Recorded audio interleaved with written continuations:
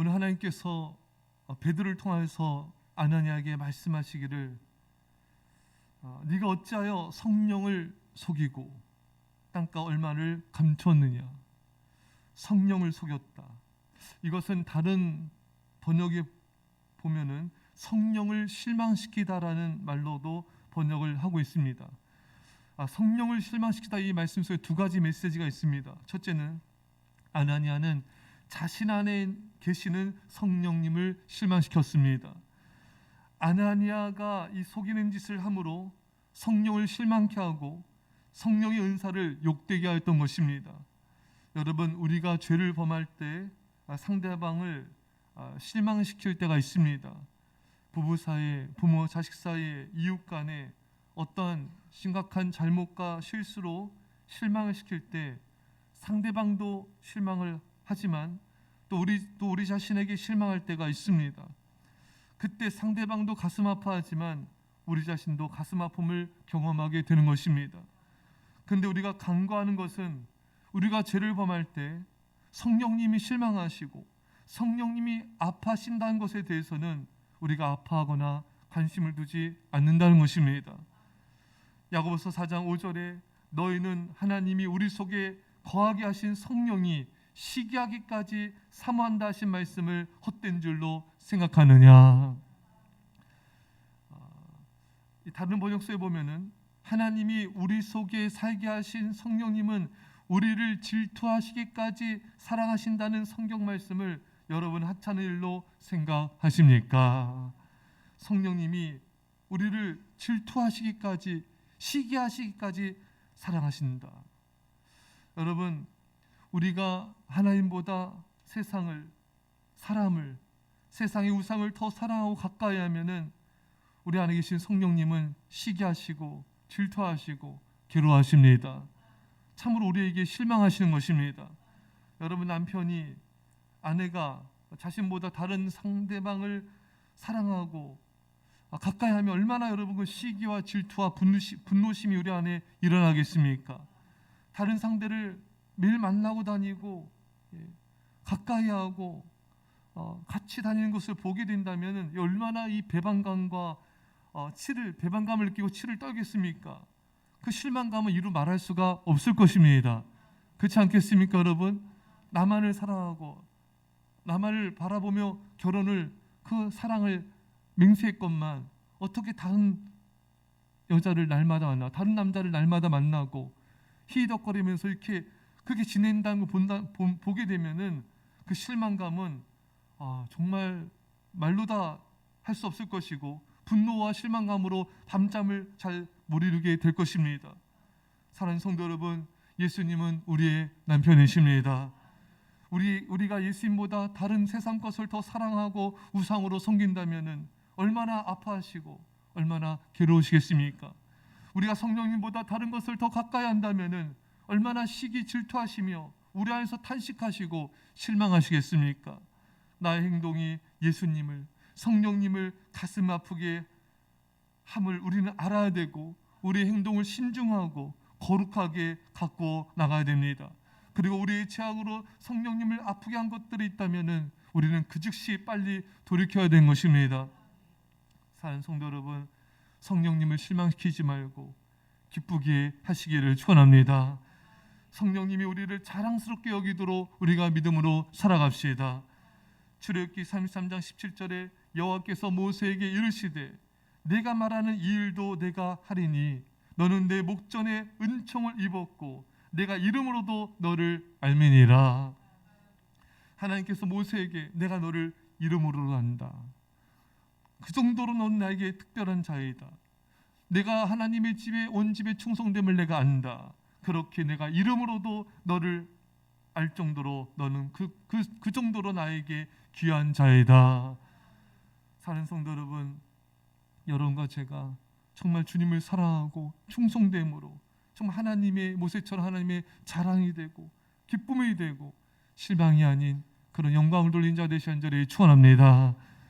아나니아 행동은 또 어떤 죄악을 내포하고 있습니까? 초대교회 성도들이 자신의 재산을 팔아 사도들의 발 앞에 든 행위는 특별한 성령의 역사에 행해진 것으로 존중과 존경을 받는 행위였습니다. 따라서 아나니아도 자신이 행한 일이 다른 사람들처럼 성령의 감화로 된 것처럼 가장한 것입니다. 그러니까 초대교회 제자들과 성도들이 성령의 감동으로 이렇게 헌금을 드리지 않았습니까? 그러니까 내가 이렇게 아나니아도 내가 이렇게 재산 팔아서 하나님 앞에 드린 것은 내가 성령의 감동을 받은 자이다. 성령님이 나에게 역사하는 나는 그런 자이다. 이것을 가장한 것이고 속인 것입니다.